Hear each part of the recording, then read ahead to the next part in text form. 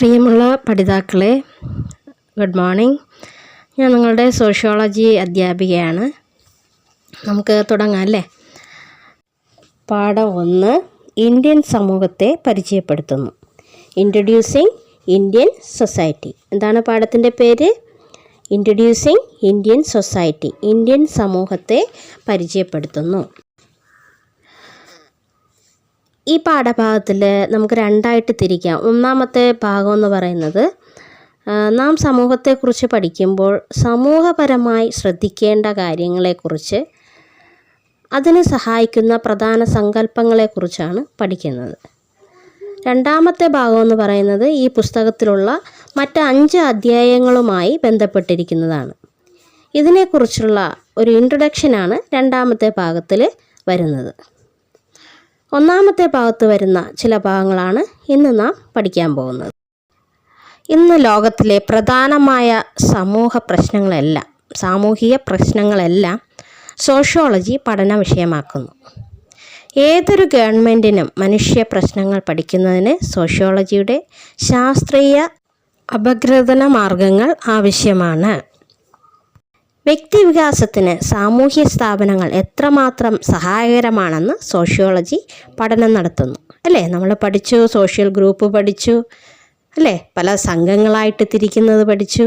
പ്രാഥമിക സംഘങ്ങൾ, ദ്വിതീയ സംഘങ്ങൾ, അല്ലേ? സാമൂഹ്യ സോഷ്യൽ ഇൻസ്റ്റിറ്റ്യൂഷൻസ് പഠിച്ചു, അല്ലേ? സ്കൂള്, റിലീജിയസ് ഇൻസ്റ്റിറ്റ്യൂഷൻസ്, വ്യത്യസ്ത തരമായിട്ടുള്ള സ്ഥാപനങ്ങളെ പറ്റിയും പഠിച്ചു, അല്ലേ? സാമൂഹ്യ സ്ഥാപനങ്ങളും മനുഷ്യനും തമ്മിലുള്ള ബന്ധവും സഹകരണവും പഠന വിഷയമാക്കുന്നു, അല്ലേ? സ്കൂൾ വിദ്യാഭ്യാസം, പള്ളി, മതം, ഗവൺമെൻറ്, വ്യവസായം, ജോലി തുടങ്ങിയ കാര്യങ്ങളെയെല്ലാം പഠന വിഷയമാക്കുന്നു. ഇതൊക്കെ നമ്മുടെ സമൂഹത്തുണ്ട്. നമ്മുടെ ഗവൺമെൻറ്റിന് ഇതിൻ്റെയൊക്കെ വിവരങ്ങൾ ആവശ്യമാണ്. ഇതിനെയൊക്കെ സഹായിക്കാനായിട്ട് നമ്മുടെ സോഷ്യോളജി പഠനങ്ങൾ സഹായിക്കുന്നു. അടുത്തതായി പഠിക്കാൻ പോകുന്നത് സമൂഹത്തെക്കുറിച്ചുള്ള മുന്നറിവിൻ്റെ നേട്ടങ്ങളും പരിമിതികളുമാണ്. Merits and demerits of prior knowledge about society. മുന്നറിവിൻ്റെ നേട്ടങ്ങളെക്കുറിച്ചും മേന്മകളെക്കുറിച്ചും ദോഷങ്ങളെക്കുറിച്ചുമാണ് നാം അടുത്തതായിട്ട് പഠിക്കാൻ പോകുന്നത്. ഏതൊരു വ്യക്തിക്കും സമൂഹത്തെക്കുറിച്ചുള്ള ചില അറിവുകളും ധാരണകളും ഉണ്ടായിരിക്കും. സമൂഹത്തെക്കുറിച്ചുള്ള മുന്നറിവ് ഉണ്ടായിരിക്കുന്നത് കൊണ്ട് സമൂഹശാസ്ത്രത്തെ ഭയം കൂടാതെ നിങ്ങൾക്ക് സമീപിക്കുവാൻ കഴിയും. വിഷയത്തോട് ഒരു അടുപ്പം തോന്നും. നമ്മുടെ ജീവിതഗന്ധിയായിട്ട് തോന്നും. ജീവിതവുമായി സാമ്യമുള്ളതായിട്ട് തോന്നും. നമ്മുടെ ചുറ്റിപ്പറ്റി നിൽക്കുന്ന സ്ഥാപനങ്ങളെപ്പറ്റി ആകുമ്പം ചുറ്റുപാടിനെ പറ്റിയാണെന്ന് നിങ്ങൾക്ക് തോന്നും. ഇതൊക്കെ നിലനിൽക്കുമ്പോഴും സമൂഹത്തെക്കുറിച്ചുള്ള ഈ മുന്നറിവ് സമൂഹശാസ്ത്ര പഠനത്തിൽ ചില പ്രശ്നങ്ങളും സൃഷ്ടിക്കുന്നുണ്ട്. ഓക്കെ, നമുക്ക് ചുറ്റുമുള്ള ലോകത്തെക്കുറിച്ചുള്ള ഇത്തരത്തിലുള്ള മുന്നറിവ് സമൂഹശാസ്ത്രപരമായ പല സങ്കല്പങ്ങളും, അതായത് സങ്കല്പങ്ങളെന്ന് വെച്ചാൽ എന്താണ്? കോൺസെപ്റ്റ്, ശരിയായ അർത്ഥത്തിൽ മനസ്സിലാക്കാൻ തടസ്സമായി നിൽക്കുന്നു. അതിനാൽ സമൂഹത്തെക്കുറിച്ചുള്ള മുൻധാരണകൾ ഇല്ലാതാക്കുക, അതായത് അൺലേൺ എന്നതാണ് സമൂഹശാസ്ത്ര പഠനത്തിൻ്റെ ആദ്യ പടി എന്ന് പറയുന്നത്. അതായത് മുൻധാരണകൾ മാറ്റി നിർത്തിയിട്ട് മാത്രമേ നമുക്ക് ഇതിനെ ഒരു ഗവേഷണ വിഷയമായിട്ട് എടുക്കാൻ പറ്റത്തുള്ളൂ. ഈ അർത്ഥത്തിലാണ് സമൂഹശാസ്ത്രത്തെ സാമാന്യ ബുദ്ധിയുടെ വിമർശനം, അതായത് ക്രിട്ടിക് ഓഫ് കോമൺ സെൻസ് എന്ന് നിർവചിക്കപ്പെടുന്നത്. പുറമേ നിന്നുകൊണ്ട് എങ്ങനെയാണ് നമ്മളെ തന്നെ നോക്കിക്കാണുന്നത് സമൂഹശാസ്ത്രം കാണിച്ചു തരുന്നു. അതിന് സ്വയം പ്രതിപതനമാണ് ഇതിനുള്ള മാർഗമായി സമൂഹശാസ്ത്രം നിർദ്ദേശിക്കുന്നത്. നമ്മൾ പഠിച്ചതാണ് സെൽഫ് റിഫ്ലക്സിവിറ്റി. എന്താണ് സെൽഫ് റിഫ്ലക്സിവിറ്റി? സമൂഹശാസ്ത്രജ്ഞൻ ബോധപൂർവം മറ്റുള്ളവരുടെ കാഴ്ചപ്പാടിൽ നിന്ന് ഗവേഷണത്തെയും തന്നെയും നോക്കിക്കാണുന്നതിലൂടെ സ്വയം പ്രതിപതനം നടത്തുന്നു. അണ്ടർസ്റ്റാൻഡ്? ഇതിലൂടെ ഒരു സമൂഹശാസ്ത്രജ്ഞൻ സ്വന്തം മനോഭാവങ്ങളും അഭിപ്രായങ്ങളും ആത്മപരിശോധനയ്ക്ക് വിധേയമാക്കുന്നു. ഒപ്പം മറ്റുള്ളവരുടെ അഭിപ്രായങ്ങളെ, പ്രത്യേകിച്ച് ഗവേഷണ വിധേയമാക്കുന്നവരുടെ അഭിപ്രായങ്ങളെ ബോധപൂർവം സ്വീകരിക്കുകയും ചെയ്യുന്നു. ഇതാണ് സെൽഫ് റിഫ്ലക്സിവിറ്റി എന്ന് പറയുന്നത്. ഓക്കെ, ഇനി നമുക്ക് സമൂഹശാസ്ത്ര സങ്കല്പം, ഇത് നാം കഴിഞ്ഞ പ്രാവശ്യം പഠിച്ചതാണ്. ഈ ഭാഗത്തിൽ നമ്മുടെ ഗവേഷണ വിഷയമാക്കുന്നു. നമ്മുടെ ഇന്ത്യൻ സൊസൈറ്റിയിൽ സമൂഹശാസ്ത്ര സങ്കല്പം എങ്ങനെ ക്രോഡീകരിക്കുന്നു, എങ്ങനെ സമൂഹത്തിൽ വരുന്നു എന്ന് നമുക്ക് ആദ്യമേ ആ സങ്കല്പം ഇൻട്രൊഡ്യൂസ് ചെയ്ത ആളെ പരിചയപ്പെടാം. എന്താണ് സോഷ്യോളജിക്കൽ ഇമാജിനേഷൻ എന്തെന്ന് നമുക്ക് പരിചയപ്പെടാം. വ്യക്തിയും സമൂഹവും തമ്മിലുള്ള ബന്ധം പോലെ വ്യക്തിപരമായ പ്രശ്നങ്ങളും സാമൂഹ്യ പ്രശ്നങ്ങളും തമ്മിലുള്ള ബന്ധത്തെ സൂചിപ്പിക്കുന്നതിനായി വിഖ്യാത അമേരിക്കൻ സമൂഹശാസ്ത്രജ്ഞനായ സി റൈറ്റ് മിൽസ് രൂപീകരിച്ച പദമാണ് സമൂഹശാസ്ത്ര സങ്കല്പം എന്ന് പറയുന്നത്. മനസ്സിലായോ? ആരാണ് സമൂഹശാസ്ത്ര സങ്കല്പം രൂപീകരിച്ചത്?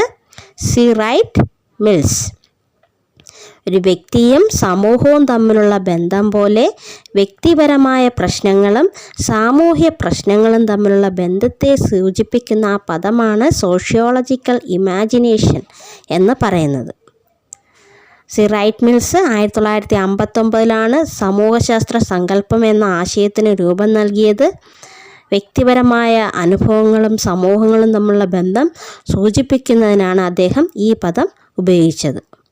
വ്യക്തിപരമായ പ്രശ്നങ്ങളെ എപ്രകാരമാണ് സാമൂഹ്യ പ്രശ്നങ്ങളായി കാണാൻ കഴിയുക എന്നത് നിങ്ങൾ തന്നെ ചിന്തിച്ചിട്ടുണ്ടാവും.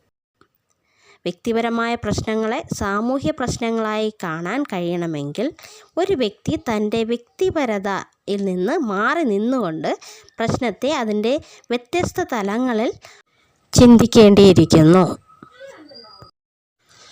ഉദാഹരണമായി ഇപ്പോഴത്തെ അവസ്ഥ തന്നെ നമുക്ക് പറയാം. ഇപ്പോൾ കൊറോണ വൈറസ് കാരണം ധാരാളം പേർക്ക് ജോലി നഷ്ടപ്പെട്ടു.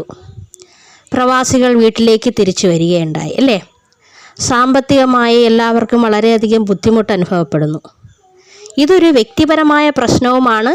കൂടാതെ ഈ അൺഎംപ്ലോയ്മെൻ്റ് എന്ന് പറയുന്നത്, അതായത് തൊഴിലില്ലായ്മ, ഒരു ആഗോള പ്രശ്നവും കൂടിയാണ്. ഇതൊരു സാമൂഹ്യ പ്രശ്നം കൂടിയാണ്. അണ്ടർസ്റ്റാൻഡ്? ഇനി എന്താണ് ഒബ്ജക്റ്റിവിറ്റി? മുൻവിധികളില്ലാത്ത നിഷ്പക്ഷമായ വസ്തുതകളെ മാത്രം അടിസ്ഥാനമാക്കിയ ഒരു സമീപനത്തെയാണ് വസ്തുനിഷ്ഠത എന്ന് പറയുന്നത്. എന്താണ് ഒബ്ജക്റ്റിവിറ്റി എന്ന് പറയുന്നത്? മുൻവിധികളില്ലാതെ, അതായത് പ്രയർ നോളജ്, നമുക്ക് മുന്നേ അറിയുന്ന കാര്യങ്ങളൊന്നും നമ്മൾ വിഷയമാക്കരുത്. പുതിയ കാര്യങ്ങൾ മാത്രമേ നോക്കാവൂ, തെളിവുകൾ സഹിതം. മുൻവിധികളില്ലാതെ നിഷ്പക്ഷമായ വസ്തുതകളെ മാത്രം അടിസ്ഥാനമാക്കിയ ഒരു സമീപനത്തെയാണ് വസ്തുനിഷ്ഠത എന്ന് പറയുന്നത്. മനസ്സിലായോ? അടുത്തതിലോട്ട് പോകാം. ഇനി ഒരു ഭൂപടം. നിങ്ങൾ ഭൂപടം കണ്ടിട്ടുണ്ടോ?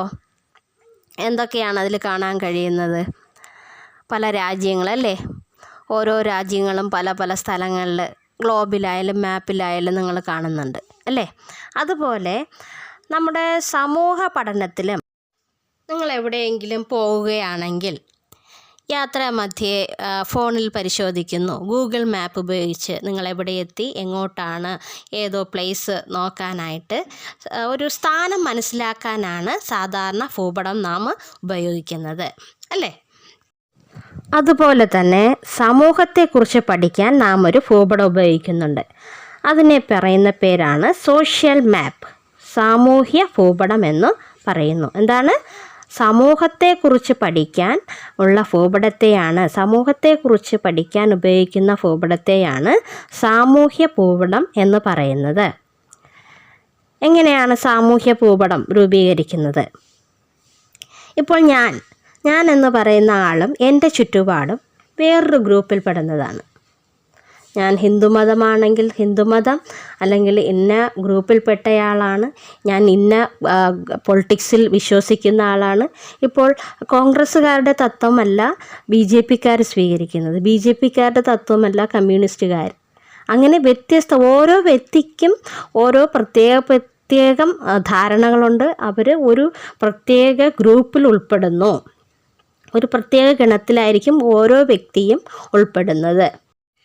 ഓരോ വ്യക്തിയുടെയും സോഷ്യൽ മാപ്പ് വ്യത്യസ്തമായിരിക്കും. ഓരോ വ്യക്തിക്കുമുണ്ട് സാമൂഹ്യ ഭൂപടം. ഓരോ വ്യക്തിയുടെയും സാമൂഹ്യ ഭൂപടം വ്യത്യസ്ത തലത്തിലായിരിക്കും. ഒരു വ്യക്തിയുടെ പദവി നിർണ്ണയിക്കുന്നത് ഈ മാപ്പ് സഹായിക്കുന്നു. ഇന്ത്യൻ സമൂഹത്തെയും സമൂഹഘടനയെയും കുറിച്ചുള്ള അറിവ് നമുക്ക് പ്രദാനം ചെയ്യുവാൻ സാമൂഹ്യ മാപ്പ് നമ്മെ സഹായിക്കുന്നു. സമൂഹത്തിൽ സ്ഥാനം എവിടെയാണ്, നമ്മുടെ സ്ഥാനം എവിടെയാണെന്ന്, സമൂഹത്തിൽ നമ്മുടെ സ്ഥാനം എവിടെയാണെന്ന് കണ്ടെത്തുവാൻ സാമൂഹ്യ ഭൂപടം നമ്മെ സഹായിക്കുന്നു. ഓക്കെ, ഇന്നത്തേക്ക് ഇത്രയും മതി. ഞാനിവിടെ നിർത്തുകയാണ്. സംശയമുള്ളവർ എന്നെ കോൺടാക്റ്റ് ചെയ്യുക. ഈ വീഡിയോയിൽ തന്നിട്ടുള്ള കാര്യങ്ങൾ എഴുതിയെടുക്കുക.